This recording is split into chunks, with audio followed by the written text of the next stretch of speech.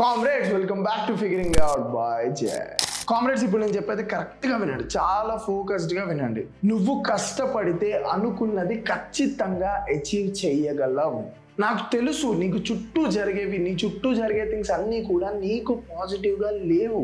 అందరూ నిన్ను వదిలేస్తున్నారు, అందరూ దొంగన కొడుకులు, అందరూ నీ డ్రీమ్స్ని చూసి నవ్వుతున్నారు. ఏదో ఒక రోజు ఖచ్చితంగా వాళ్ళకి నీ సక్సెస్ కనిపిస్తుంది అండ్ నువ్వు ఆ సక్సెస్ని ఖచ్చితంగా అచీవ్ చేయగలవు. నువ్వు చూడడానికి ఇన్నోసెంట్గా కనిపిస్తావు, కానీ నీ అంత ఇంటెలిజెంట్, నీ అంత జాదుగాడు ఇంకోటి ఎవ్వడూ లేడు. పక్కనోడు నిన్ను మోసం చేస్తాడో అది నీకు తెలియదు అని వాడు అనుకుంటాడు, కానీ నీకు అది తెలుస్తుంది. నీకు అన్నీ తెలిసినా సరే నువ్వు సైలెంట్గా ఉంటావు. రిలేట్ చేసుకుంటున్నారా? ఏ పాయింట్, ఎక్కడెక్కడ సిచ్యువేషన్ అన్న చెప్పింది అది ఇది అని.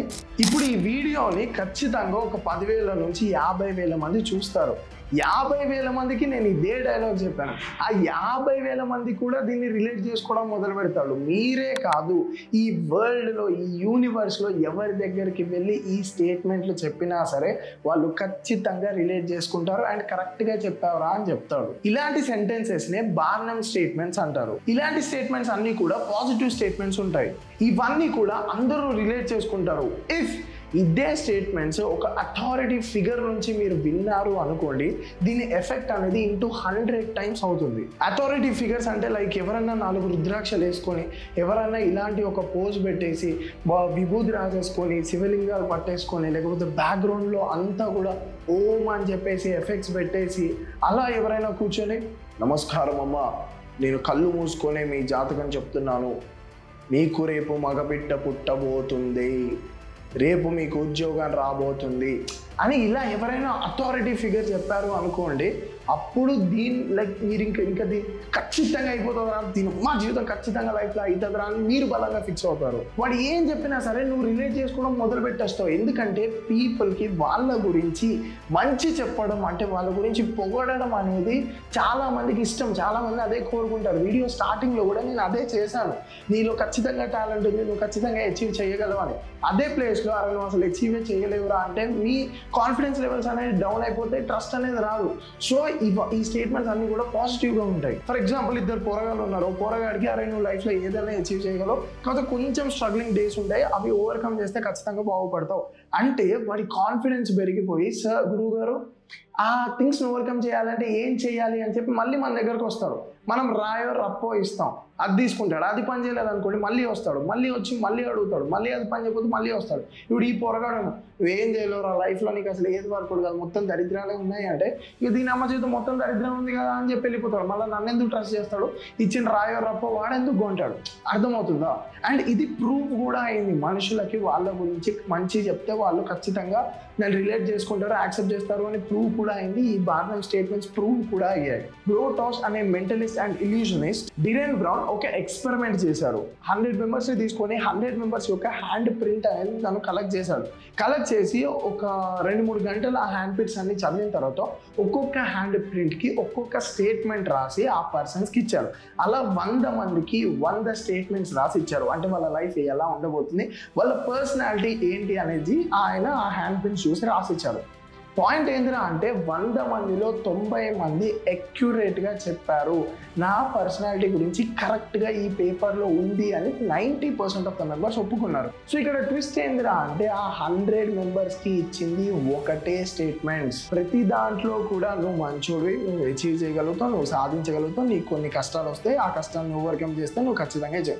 ఇలాంటి బార్నమ్ స్టేట్మెంట్సే 100 మందికి ఇచ్చారు. 100 మందిలో 90 మంది వాటిని ఎస్ అని నమ్మారు. సో ఇలానే ఇప్పుడున్న ఆస్ట్రాలజీ ఇండస్ట్రీ అనేది నడుస్తుంది. సో ఈ జాతకాలు, ఈ థింగ్స్ అనేవి లిటరల్లీ మనుషుల్ని నాశనం చేసేస్తాయి. నా చిన్నప్పుడు రాశి ఫలాలు అని మార్నింగ్ 7:30కి ప్రోగ్రామ్స్ వచ్చేవి అనమాట. ఏ ఛానల్ మీరు జెమినీ, జీ తెలుగు ఏ చూసినా సరే రాశి ఫలాలు అని చెప్పేసి చెప్పేవాళ్ళు అనమాట ఛానల్స్లో. సో నేను ప్రతిరోజు కూడా ఒక ఎడ్డోడి లెక్క కూర్చొని రెడీ అయిపోయి కూర్చొని చూసేవాళ్ళు. ఏం చెప్తున్నారు, నా రాసి వచ్చింది, నా రాసి వచ్చింది, నా రాసి వచ్చింది, నా రాశి వచ్చింది మకర రాశి, ఏం చెప్తారు అబ్బా ఈరోజు గ్రీన్ డ్రెస్ వేసుకొని వెళ్ళాలా, ఈరోజు దక్షిణం సైడ్ నుంచి వెళ్ళాలా, అరే ఈరోజు ఆవుకి ఫుడ్ పెట్టిన తర్వాత వెళ్ళాలా, ఈరోజు పావురాలకి అవి ఫుడ్ వేసిన తర్వాతనే వెళ్ళాలా, ఇలా వాళ్ళు రెమెడీస్ చెప్పేవాళ్ళు. దరిద్రం ఏంద్రా అంటే మా డాడీ కూడా చూసేటోడు, మా మమ్మీ కూడా చూసేది, మా ఫ్యామిలీ మొత్తం చూసేటోళ్ళు అనమాట. అక్కడ నుంచే నాకు అలవాటైంది. సో అందరు చూస్తూ అందరు రిలేట్ చేసుకునేటోళ్ళు, అరే ఈరోజు మా టీవీలో బాగాలేదని చెప్పాడా, అక్కడికి నా కాన్ఫిడెన్స్ డౌన్ అయిపోయేది, నాకు మ్యాసేజ్ ఉండేది. సో ఇక వాడు ఈరోజు మీకు కొంచెం కష్టాలు ఉండేటివి అంటే నేను అంత ప్రిపేర్ అయినోని ఆయన చూసి ఈరోజు కష్టాలు ఉంటాయి అయితే మ్యాథ్స్ ఎగ్జామ్ పోతుందిలే అని చెప్పేటోనే నేను మొత్తం డౌన్ అయిపోయి వెళ్ళేటోనే. నిజంగా లవ్ చేసుకొని వాళ్ళు లైఫ్ బాగుండాలి అనుకునేటోళ్ళు కూడా ఈ జాతకాల దగ్గర బ్రేక్ అవ్వాల్సి వస్తుంది. నిజంగా కష్టపడి సంపాదించి సాధించాలి అనుకునేటోడి దగ్గర కూడా ఈ జాతకాల దగ్గర వాడు ఫ్లాప్ అవ్వాల్సి వస్తుంది. ఒకవేళ ఒకడికి నిజంగా గవర్నమెంట్ జాబ్ తెచ్చుకునే అర్హత ఉంటే ఈ జాతకం వాడి దగ్గరికి వెళ్తే గవర్నమెంట్ జాబ్ యోగం లేదు, అసలు రాదు నీకు గవర్నమెంట్ జాబ్ అని చెప్పాడు అంటాడు. వీడి లైఫ్ నాశనం అయినట్టే కదా. వీడికి నిజంగా ఎలక్ట్రికల్ ఫీల్డ్లో ఇంజనీరింగ్ ఫీల్డ్లో ఇంట్రెస్ట్ ఉంటే వాళ్ళ డాడీ తీసుకెళ్ళి జాతకం చూపించి వీడికి ఆ ఫీల్డ్ మీద ఇంట్రెస్ట్ లేదు, ఈ ఫీల్డ్ మీద ఇంట్రెస్ట్ ఉంది అని చెప్తాడు. దానివల్ల వాడి భవిష్యత్తు నాశనం అయినట్టే కదా. అంతేగా డైలీ రాశిఫలాలు కాకుండా సండే పేపర్స్లో వీక్లీ రాశిఫలాలు వచ్చాయి, అవి చూసేటోండి. అండ్ అంతేకాకుండా జీ తెలుగులో దేవిశ్రీ గురూజీ అని చెప్పేసి ఒక గురూజీ ఉండేవాళ్ళు అనమాట. జీ తెలుగులో ఎస్పెషల్లీ నాకు బాగా గుర్తు ఆ ప్రోగ్రాము. ఎంత సూపర్ సక్సెస్ఫుల్ అంటే ఆయన రెమెడీస్ చెప్పేవాళ్ళు, ఫోన్ కాల్ చేసి ఆయన బాధలు చెప్పేవాళ్ళు అండ్ ప్రతిరోజు ఒక మంచి రెమెడీ చెప్పేవాళ్ళు అనమాట. అంటే ఈ రోజు ఇది చేస్తే మీకు ఇంకా లైఫ్లో సక్సెస్ చాలా ఉంటుంది అని. మీరు నమ్మరు, ఆయన శివాలయానికి వెళ్ళి ఈరోజు దీపం వెలిగించండి అంటే లిటరల్లీ శివాలయాలు మొత్తం దీపాలతో నిండిపోయాయి. అర్థమవుతుందా? అంటే ఒకళ్ళిద్దరు వచ్చేటోళ్ళు కాదు ఆ రెమెడీ చేయడానికి, వందల వేల మంది వచ్చేటోళ్ళు. ఆయన శివాలయంకి వెళ్ళి దీపం వెలిగిమంటే అంటే శివాలయం దల్భపత్రాలు అని చెప్పేసి శివుడికి అభిషేకం చేస్తారు. ఆ పత్రాలను తీసుకోండి అంటే ఆ ఆకుల్ని కలెక్ట్ చేసుకోండి అంటే వెళ్తే చెట్టుకు ఒక్క ఆకు ఉండేది కాదు, ఒక్క ఆకు కూడా ఉండేది కాదు. అంటే ఆయన ప్రోగ్రామ్ అంతమంది ఫాలో అయ్యేటోళ్ళు అనమాట. వన్ ఫైన్ డే ఏం జరిగింది అంటే ఆయన ఒక అమ్మాయితో ఫిజికల్గా కమిట్ అవుతున్న వీడియో అనేది బయటికి లీక్ అయింది. ఆ ప్రోగ్రామ్ అనేది కొన్ని రోజులు ఆపేశారు. అప్పుడు రియలైజ్ అయినా అందరు దొంగన కొడుకులరా బాబు, ఎవరిని నమ్మొద్దు అని. ఆ గురూజీ ఫిజికల్గా కమిట్ అయితే ఏమవుతుందిరా అంటే అరే ఫిజికల్గా వైఫ్తో కమిట్ అయితే ఓకే, అసలు వైఫే లేదని చెప్పుకొని క్లయింట్స్తో కమిట్ అయితే లిక్సి అది ఓవరాల్గా తప్పే కదా. సో అలాంటి వాళ్ళని ట్రస్ట్ చేయడం అప్పటి నుంచి మానేశాను అనమాట. అరే ఇదంతా ఫేక్ రాబోయే అని చెప్పేసి. ఎందుకంటే అప్పటి నుంచి కొంచెం ఆలోచించడం మొదలుపెట్టాయి. ఎందుకంటే ఇప్పుడు ఈ రాశి వాళ్ళు అది చేయండి, ఆ రాశి వాళ్ళు ఇది చేయండి అంటే ఫర్ ఎగ్జాంపుల్ ఒక యాక్సిడెంట్ అయింది, ఆ బస్సులో 30 మంది ఉన్నారు, 30 మంది చనిపోయారు అంటే ఇప్పుడు ఆ 30 మందిలో ఏదో ఒక రాసోడు ఈ రోజు నీకు చాలా అదృష్టం ఉంటుంది అని వాడికి ఆ పాజిటివ్నెస్ ఉంటుంది కదా. మరి అలాంటిది ఎందుకు చనిపోవాల్సి వచ్చింది అంటే బస్సు డ్రైవర్ మీద డిపెండ్ అయిందా రాశి ఫలాలు మొత్తం అంటే, లేకపోతే బస్సులో ఉండే ఇంకా వరస్ట్ రాసోడు ఈ రాశిని డామినేట్ చేశాడా అంటే what's the point, what's the logic? And ఇంకో పాయింట్ ఏంటంటే అంటే బ్రహ్మ రాసిన రాత ఆ బ్రహ్మదేవుడే మార్చలేడు అనుకున్నా సరే. సో మన జీవితం అనేది ఎవ్వరూ మార్చలేరు. అలాంటిది వీళ్ళు రెమెడీస్ ఇచ్చి ఎలా మార్చగలుగుతారో, ఫర్ ఎగ్జాంపుల్ నేను ఈరోజు దీపం వెలిగించాను లేకపోతే ఇంకేదో డొనేషన్ చేశాను, అది నా జాతకాన్ని ఎలా మారుస్తుంది? ఇఫ్ మన జాతకమే మార్చలేనిది అయినప్పుడు, లేకపోతే వేణుస్వామికి ఎట్లా తెలుసు ప్రభాస్ హిట్ కొడతాడా పట్టు కొడతాడా, నెక్స్ట్ ప్రభాస్ కెరీర్ అయిపోద్దా లేకపోతే కెరీర్ పైకి వెళ్తుందా అని వేణుస్వామికి ఎట్లా తెలుసు? జగనే సీఎం అవుతాడు, జగనే టచ్ చేసేది లేనే లేదు, జగనే సీఎం అవుతాడు అన్నారు. ఏమైంది? అసలు రేవంత్ రెడ్డికి సీఎం అయ్యే యోగమే లేదు, ఫాలోయింగ్ బాగుంటుంది, సీఎం అయితే అయ్యే ఛాన్స్ లేదు అన్నారు. తీరా చూస్తే రేవంత్ రెడ్డి గారు సీఎం అయ్యారు, ఆంధ్రాలో జగన్ గారు ఓడిపోయారు. అండ్ ఇంకో దరిద్రం ఏందిరా అంటే ఆల్కహాల్ని మాంసాన్ని ఆయన ప్రసాదంగా పెడతారు పూజ చేస్తే. నిధి అగర్వాల్కి పూజ చేశారు, సూపర్ హిట్లు వచ్చేసాయా అంటే రెమెడీ చేశారు కదా, ఒక రెమెడీ చేశారు తన కెరీర్ బాగుండాలి అని. హెబ్బా పటేల్కి లేకపోతే చాలా మంది సెలబ్రిటీస్కి ఆయన పూజలు చేశారు, చేసి మాంసాలు ఆల్కహాల్ని పెట్టారు. దానివల్ల ఏమన్నా అయిందా? కొన్ని సూపర్ హిట్లు అయ్యి మిస్ యూనివర్స్లో లేకపోతే పెద్ద పెద్ద సినిమాలు వచ్చి 100 crores క్లబ్లోకి ఎంటర్ అయ్యారా? లేదు కదా. క్రికెట్ మ్యాచ్లు అంటే వరల్డ్ కప్లు జరిగే ముందు మొత్తం లైవ్లో 10 మంది బాబాలు కూర్చొని ప్రిడిక్ట్ చేస్తారు. అరే రోహిత్కి గురుడు బాలేడు, సో ఈ మ్యాచ్ గెలిచేటట్లేదు, తీరా కట్ చేస్తే మ్యాచ్ సూపర్గా గెలుస్తారు. ఒకవేళ ఈ బాబాస్ కానీ ఈ ఆస్ట్రాలజీ చెప్పేవాళ్ళు, ఈ జాతకాలు చెప్పేవాళ్ళు నిజంగా ప్రిడిక్ట్ చేయగలిగితే స్టాక్ మార్కెట్ని ప్రిడిక్ట్ చేయండి, స్టాక్స్ని ప్రిడిక్ట్ చేయండి. ఓ 10 మంది ట్రేడర్లను కూర్చోబెట్టేసి ఈ రోజు ఈ స్టాక్ పెరగబోతుంది, ఈ రోజు టాటా షేర్ 500 వరకు ఖచ్చితంగా హిట్ అవ్వబోతుంది, టాటా షేర్ యొక్క ఓనర్ ఎవరో రతన్ టాటాని ఇంకోరో ఆ సబ్సిడరీ ఓనర్ ఎవరైతే ఉన్నారో ఆయన జాతకాన్ని తీసుకొచ్చి ఆయన ఈ రోజు ఆయన జాతకం ఎలా ఉందో, ఆయన రాశి ఫలాలు ఎలా ఉన్నాయో ప్రతి ఒక్కటి చూసి ఈ షేర్ ఎక్కడికి వెళ్ళబోతుంది ఫ్యూచర్లో అని చెప్పి ప్రిడిక్ట్ చేయమనండి. ఎందుకంటే ప్రభాస్ గారు హోల్ కెరీర్ని ప్రిడిక్ట్ చేసినప్పుడు ఆయన బిజినెస్ని ప్రిడిక్ట్ చేయడం పెద్ద ఆశ్చర్యం ఏం లేదు కదా. ప్రిడిక్ట్ చేయమనండి, 10 మంది ట్రేడర్లను కూర్చోబెట్టండి, మనీ అంతా యాడ్ చేయండి, ఆ స్టాక్ మీద ఇన్వెస్ట్ చేయండి, లేకపోతే మీరే ఈ స్టాక్ మీద ఇన్వెస్ట్ చేసి నేను ప్రిడిక్ట్ చేశాను, గ్రో అయింది, ఇంత ప్రాఫిట్స్లో ఉన్నాను, నన్ను అందరు నమ్మని అని చెప్పండి. సరే ఇదంతా కాదు, న్యాచురల్ డిజాస్టర్ని ప్రిడిక్ట్ చేయండి. సిక్కింలో డ్యామ్ ఎగిరిపోతుంది, సో సిక్కింకి డేంజర్ ఉంది, జాగ్రత్త అని చెప్పి ప్రిడిక్ట్ చేయండి. లేకపోతే నేపాల్లో భూకంపం వస్తుంది, పర్టికులర్ ఏరియా జోన్లో భూకంపం వస్తుంది అది చెప్పండి. లేకపోతే కరువు కాలం వస్తే అది చెప్పండి, అప్పులు పెరిగిపోతే ఇది దేశాలు పాడైపోతాయి అని అది చెప్పండి. అలాంటివి ప్రిడిక్ట్ చేయండి.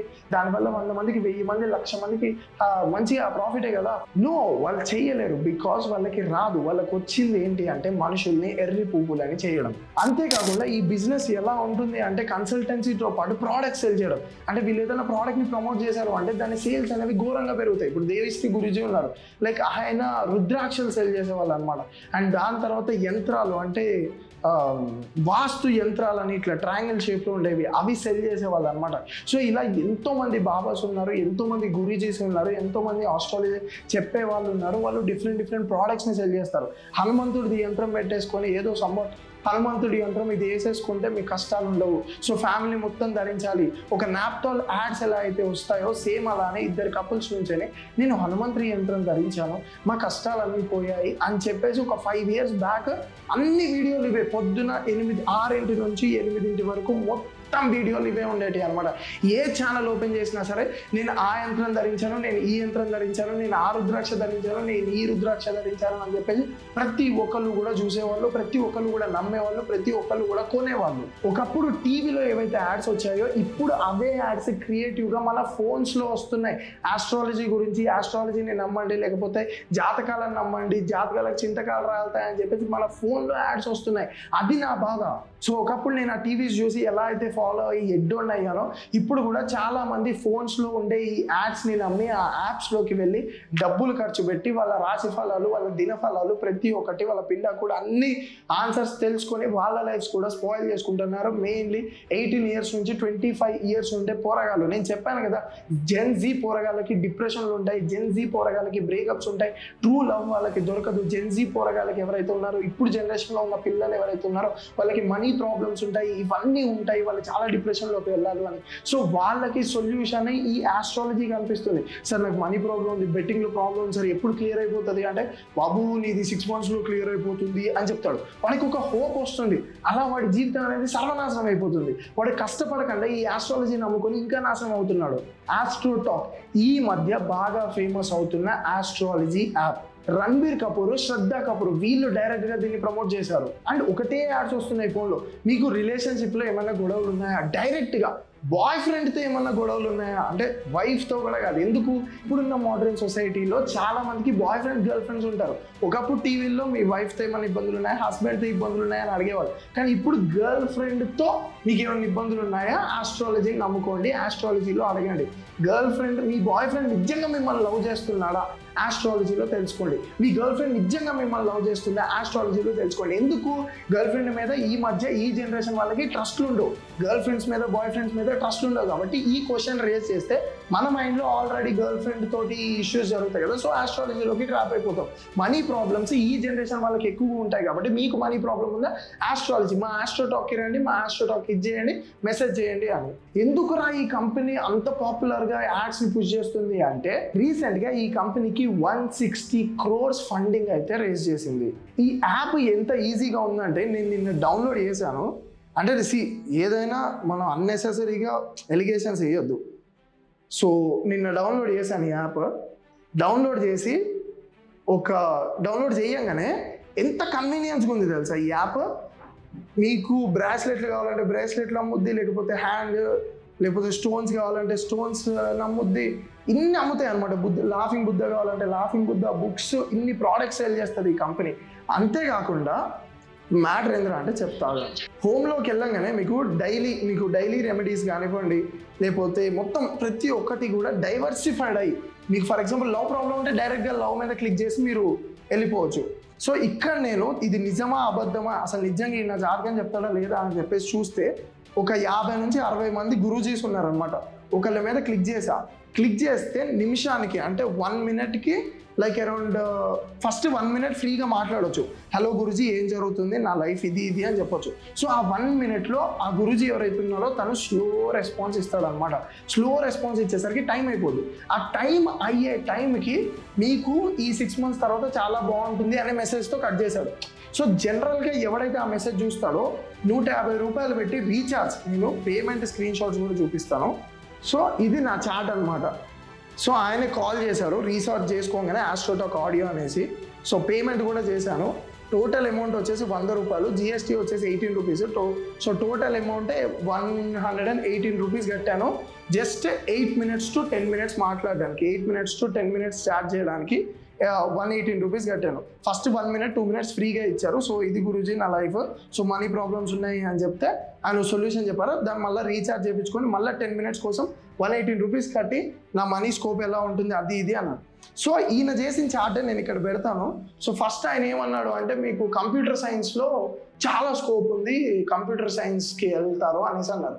అరే గురూజీ నేను చదివింది ఎలక్ట్రికల్ ఇంజనీర్ అంటే, బాబు చెప్తే చార్టే చూపిస్తావు, టెక్నికల్ సైడ్ కాదు ఇంకేదో చెప్పారు.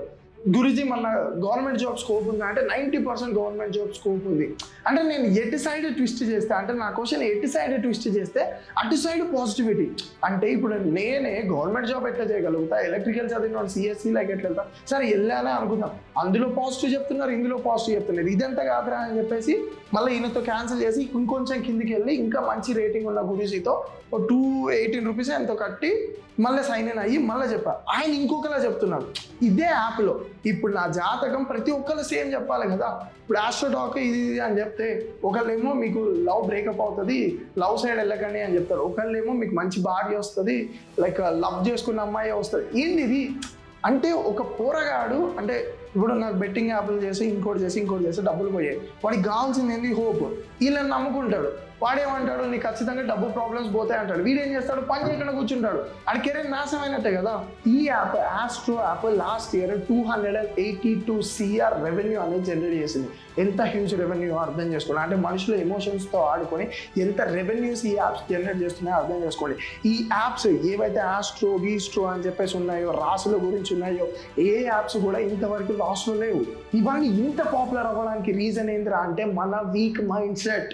మన ఫ్యూచర్ అనేది అన్సర్టైన్, ఇది మాత్రం ఫిక్స్. పక్కా ఫ్యూచర్లో ఏం జరగబోతుందో ఎవ్వడు చెప్పలేడు. సో ఈ అన్సర్టనిటీ అనేది ఏదైతే ఉందో దీని వల్ల మనుషులు ప్యానిక్ అయిపోతారు. ఇప్పుడు ఫర్ ఎగ్జాంపుల్ మెల్లగా మీరు బండి డ్రైవ్ చేసుకుంటూ వెళ్ళారు, సడన్ గా పోలీసు వాడు వచ్చాడు, ఎమ్మటి మీ హార్ట్ పెరిగిపోతుంది. మీ దగ్గర ఆర్సీ పాస్బుక్ ఇవన్నీ ఉన్నా సరే, లేకపోతే ఏదో ఒక చిన్న థింగ్ లేకపోయినా సరే మీ గుండె పెరిగిపోతుంది. సో మనిషికి ఏంద్రా అంటే ఒక సర్టన్ లైఫ్ కావాలి. అందుకే చాలా మంది గవర్నమెంట్ జాబ్స్ కోసం ట్రై చేస్తారు. ఎందుకురా అంటే ఆ మంత్లీ ఇంత వస్తుంది, పెన్షన్ వస్తుంది, లైఫ్ సెట్. ఆ మైండ్ సెట్ ఏంద్రా అంటే నాకు సర్టన్ లైఫ్ కావాలి, చిట్టీలు కట్టుకోవాలి, ఈఎంఐల్లో ఇల్లు తీసేసుకోవాలి ఫస్ట్ డే, ఎందుకంటే సర్టన్ లైఫ్ కావాలి, సర్టన్ థింగ్స్ జరగాలి. అన్సర్టనిటీ, సడన్ గా ఇబ్బందులు అయిపోయి సడన్ గా ఏదో ప్రాబ్లమ్స్ వచ్చే లైఫ్ మనుషులకు వద్దు. సో ఈ అన్సర్టనిటీస్ వచ్చినప్పుడు పీపుల్కి ఒక హోప్ కావాలి. అరే ఏం కాదురా, అంత క్లియర్ అయిపోతుంది, అరే 6 monthsలో క్లియర్ అయిపోతారా, లేకపోతే అదైపోతుందా ఇది అయిపోతుందా అని భుజం తట్టి చెప్పేవాళ్ళు కావాలి. అలా భుజం తట్టి చెప్పేవాళ్ళు ఒక అథారిటీ అంటే ఒక బాబాజీయో లేకపోతే ఒక గురూజీయో ఒక పెద్ద వెల్ నోన్ ఆస్ట్రాలజర్ అయితే వీళ్ళ కాన్ఫిడెన్స్ ఇంకా పెరుగుతుంది. 6 monthsలో నీ కష్టాలు పోతాయి, చలోడా 6 monthsలో నా కష్టాలు పోతాయి, ఎవ్వడికి తగ్గేదే లేదు, రాళ్ళు కట్టేసుకున్నా రుద్రాక్షలు వేసేసుకున్నా ఇక అసలు ఎవ్వడికి తినేది లేదు. పని చేస్తే అవుతుందిరా, పని మనం కష్టపడితే.